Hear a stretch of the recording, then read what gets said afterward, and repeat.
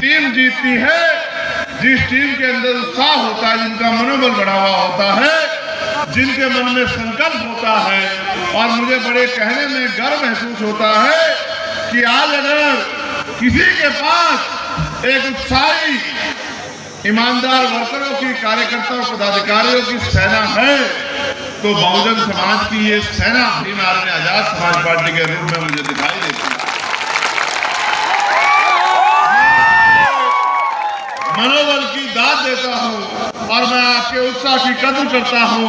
और इस मंच पर उपस्थित राष्ट्रीय शोषित समाज पार्टी के राष्ट्रीय अध्यक्ष और मेरे बड़े भाई और कुशीनगर लोकसभा के लोकप्रिय प्रत्याशी श्रद्धेय स्वामी प्रसाद मौर्य जी का भी मैं, क्योंकि वो पार्लियामेंट में जा रहे हैं आपके आशीर्वाद सहयोग से, तो इस पावन धरती जो भगवान बुद्ध का परिनिर्वाण स्थल है, मैं इस धरती से भी ये सर्वप्रथम अपील करता हूं यहाँ बैठे हर एक व्यक्ति से कि वो खुद को स्वामी प्रसाद मौर्य मान के और आने वाले 4-5 दिनों में ये मान के कि वो खुद चुनाव लड़ रहा है, अपने सबसे पहले गांव को तैयार करे, अपने बूथ को तैयार करे, अपने बूथ का वोटिंग परसेंटेज 1 तारीख को ज्यादा से ज्यादा कराए और फिर अपने दोस्तों, साथियों, रिश्तेदारों, भाईचारे के साथियों को भी ये संदेश दे कि वो अपनी वोट को खराब ना करे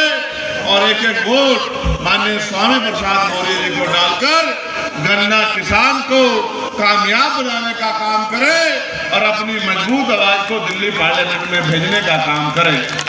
तमाम सम्मानित नेतागण इस मंच पर उपस्थित हैं और मेरे साथ चल के आए हमारी पार्टी के वरिष्ठ नेता भाई डॉक्टर आकिब साहब, संजय राणा जी, अवनीश निगम जी, हमारे जिला अध्यक्ष राहुल चौधरी जी, अयोध्या प्रसाद जी भीम आर्मी के हमारे जिला संयोजक, मेरे छोटे भाई के रूप में इस क्षेत्र की सेवा कर रहे शैलेश कुमार गौतम जी जो विधानसभा के अध्यक्ष हैं, अमित गौतम जी, सुमित जाटव जी, रोहित जाटव जी, ब्रजेश कुमार जी, भरत कुमार जी, राकेश कुमार जी, अवनीश गौतम जी, दिव्यनाथ बोध जी, दुर्गेश भारती जी, डॉक्टर छेदी प्रसाद जी, डॉक्टर नौरम कुमार निगम जी, अनूप राव जी, महेश प्रसाद जी, राजेश प्रसाद जी का भी मैं धन्यवाद करता हूँ। लेकिन मैं उनसे ये कहना चाहता हूँ, मेरे आने का एक मकसद है, मैं बिना किसी लक्ष्य के 1 इंच भी कोई काम नहीं करता और वकील होने के नाते मुंह से एक शब्द भी नहीं बोलता।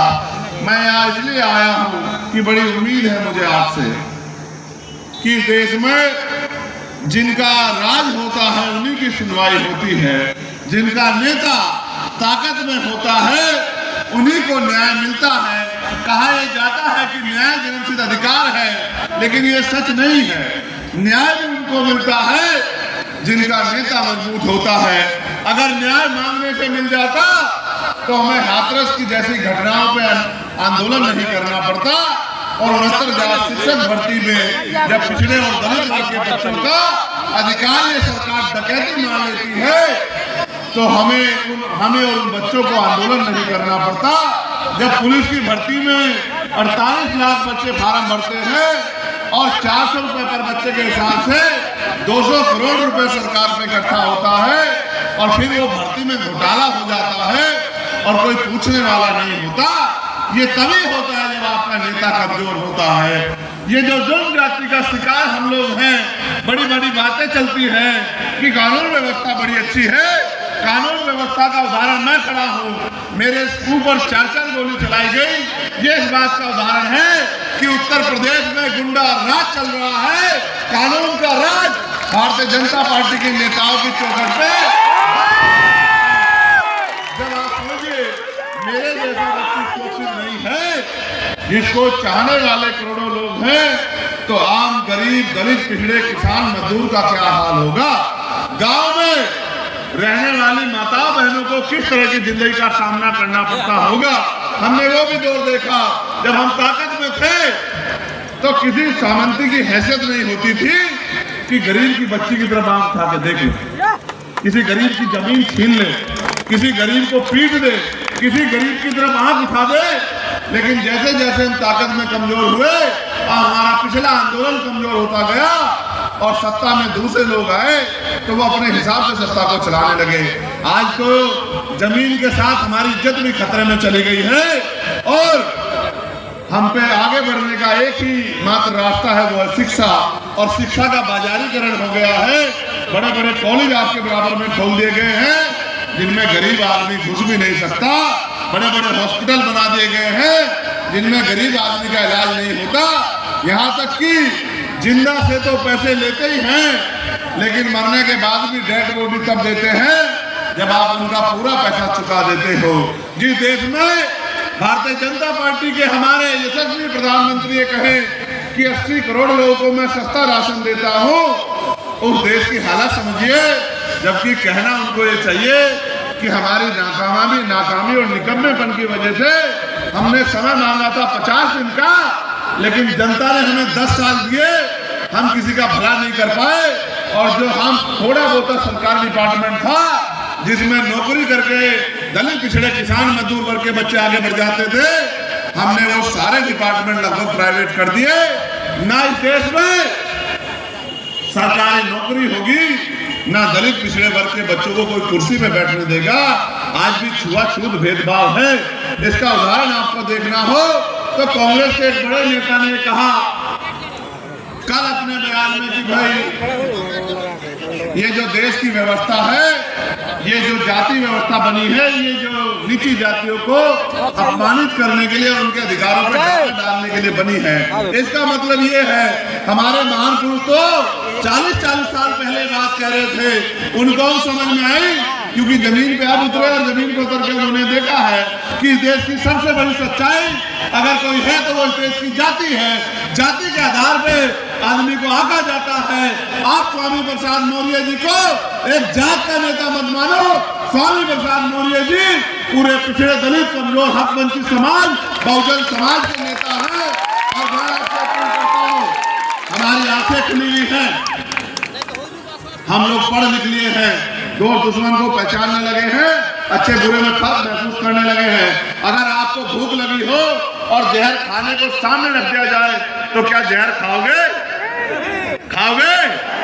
तो इसका मतलब ये है कि अब वो दिन नहीं रहे कि एक लाठी से पूरा गांव घेर दिया जाता था और आपके बूथों पे कोई सामंती कब्जा कर लेता था।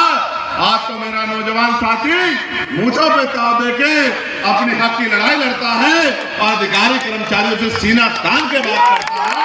अब समय बदल गया है। लेकिन सम्मानित साथियों, हम पूरे 5 साल सड़कों पे संघर्ष करते रहे, जुल्म जाति का मुकाबला करते रहे, अन्याय अत्याचार खिलाफ लड़ते रहे, थाने कचहरियों के चक्कर लगाते रहे, आंदोलन करते रहे। वो सब चीजें एक जगह तक ठीक है, लेकिन जब तक राजनीतिक शक्ति हमारे पास नहीं होगी तब तक हम पॉलिसी बनाने वाले हो ही नहीं सकते। और जब तक पॉलिसी नहीं बनाओगे तो फिर हम अपने लोगों को आगे कैसे बढ़ाएंगे? क्या साहब कहेंगे अगर भाई आप पंजे वालों को वोट दो तो पंजे वाले ताकतवर हो जाए, पंजे वाले ताकतवर हो जाए तो अपने लोगों का काम करें। फूल वालों को वोट दो तो फूल वाले ताकतवर हो जाए, फूल वाले ताकतवर हो तो अपने लोगों का काम करें। अगर आप गन्ना किसान को वोट दो तो हम सब लोग ताकतवर हो जाएं, और जब हम सब लोग ताकतवर हो जाएं तो आपके लिए काम करें। मेरी माएँ बहनें बड़ी संख्या में बैठी हैं, ईमानदारी से बताओ, चुनाव के बाद 5 साल कोई आपकी बस्ती में आवत है क्या? कोई आपका भूखा पेट देखत है क्या? कोई आपके आंसू देखत है क्या? कोई जब बेटी की शादी करो कर्ज ले कोई पूछत है क्या? जब बेटे को पढ़ाना लिखाना और कर्ज लेना पड़े कोई पूछत है क्या? जिनका मकसद सिर्फ चुनाव का है वो चुनाव में वोट लेके चले जाते हैं। आप पे जब जुल्म होता है या आपकी आंखें रोती हैं तो उतना ही दर्द चंद्रशेखर आजाद को होता है। इसलिए मैं आपसे मदद मांगने के लिए आया हूं भाई, कि अगर वाकई में मुझसे प्यार करते हो और अपने दिल में मेरे लिए इज्जत रखते हो और मेरी बात की पहरेदारी करना चाहते हो और बाबा साहब अम्बेडकर मान्यवर काशीराम साहब के सपने को पूरा करना चाहते हो तो एक एक वोट गन्ना किसान के निशान पर डाल देना और भाई स्वामी प्रसाद मौर्य जी के हाथ मजबूत कर देना। और 1 जून को इस तरह डट के बूथ पे खड़े होके एक एक बूथ को बूथ तक पहुंचाना कि यहाँ का वो मीडिया जो आज हमें इग्नोर कर रहा है, वो मीडिया भी ये कह दे कि स्वामी प्रसाद मौर्य तो 1 लाख से ज्यादा वोटों से जीत रहे हैं, उनको हराने वाला कोई अब नहीं। आपने देखा होगा चुनाव समीकरणों में जीते जाते हैं, समीकरण हमारे पक्ष में है, क्योंकि पूरा पिछड़ा वर्ग जो 10 साल से भारतीय जनता पार्टी में भरोसा करके अपमानित होता रहा, अब उसकी समझ में आ गया है कि भारतीय जनता पार्टी के झूठ से हमें निकलना पड़ेगा। ऐसे तो प्रधानमंत्री भी कहते हैं कि मैं पिछड़े वर्ग से आता हूं, लेकिन जब उनसे पूछा जाए कि 10 साल में 27% पिछड़े वर्ग का आरक्षण बढ़ा के 52% किया, तो उनके मुंह से आवाज नहीं निकलती। जब उनसे पूछा जाए कितने पिछड़े वर्ग के बच्चों को नौकरी दी, तब उनके मुंह से आवाज नहीं निकलती। उनका एक मकसद है कि जाति के नाम पे भी वोट लो, धर्म के नाम पे भी वोट लो और जनता को गुमराह करो, 5 किलो राशन दो और इनकी वोट को मुफ्त में लूट लो। क्या हम इतने बेवकूफ रह गए हैं कि 5 किलो राशन पे हम वोट करने लग जाए? ये राशन कहां से आता है आपको पता है क्या? राशन और सरकार जो खर्च करती है बड़ी बड़ी योजनाओं में पैसा, वो जनता के टैक्स से आता है। आप 1 रुपए का सामान खरीदते हो, 28% टैक्स लगता है। मैंने अगर 10,000 रुपए का मोबाइल खरीदा तो 1800 रुपए सीधे सीधे सरकार के खाते में जाते हैं। उन 1800 रुपए में से वो 200 रुपए का राशन इन्हें देके इस तरह का रोक गालिब करते हैं कि भाई वो हम पे बहुत बड़ा एहसान कर रहे हैं, ऊपर से 1600 रुपए हमारा ही रख लेते हैं भाई। इसलिए मैं आपको कहना चाहता हूँ, ये पुलिस के साथी भी हमारे खड़े हैं, ये गर्मी में हमारे बराबर का पसीना बहा रहे हैं, हमें इनकी बड़ी चिंता है। इसलिए मैं इनको भी आश्वस्त करना चाहता हूँ कि 8 घंटे की ड्यूटी पुलिस की हो और सप्ताह में 1 दिन छुट्टी मिले और उनकी वेतन विसंगतियां दूर हो। इसके लिए भी हम, क्योंकि नगीना के लोगों ने हमें आशीर्वाद दिया है और 4 तारीख को हम लोग जब रिजल्ट आएगा तो नगीना लोकसभा भी हम लोग जीत के आएंगे, तो पार्लियामेंट में आपके हितों की रक्षा करने का भी काम हम लोग करेंगे।